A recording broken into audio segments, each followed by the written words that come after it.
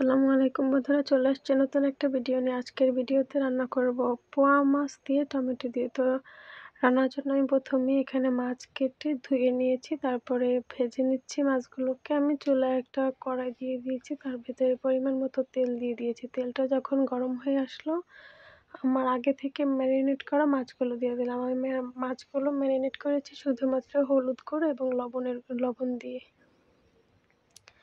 আমার মাছগুলো ভাজা হয়ে গেছে, তারপর আমি দিয়ে দিলাম চুলায় একটা কড়াই, তার ভেতরে পরিমাণ মতো তেল দিয়ে দিলাম গরম মশলা।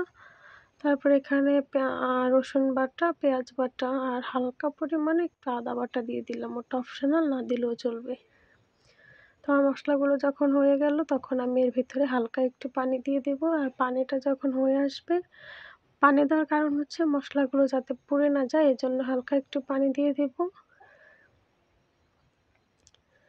তো পানিটা যখন আমার মশলাগুলো হয়ে আসলো, এর ভেতরে আমি দিয়ে দেবো হলুদ গুঁড়ো, মরিচ গুঁড়ো, ধনিয়া গুঁড়ো এবং স্বাদ মতো লবণ। তো আমার সব মশলাগুলো হয়ে গেল, তারপরে আমি দিয়ে দিলাম এর ভেতরে টমেটো কাটা এবং মাছগুলো।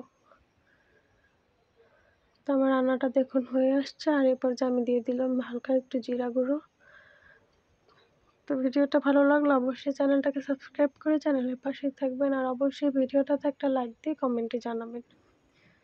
তো আমার মাছ রান্নাটা হয়ে গেছে, চলে আসলাম খাওয়ার জন্য সার্ভ করতে।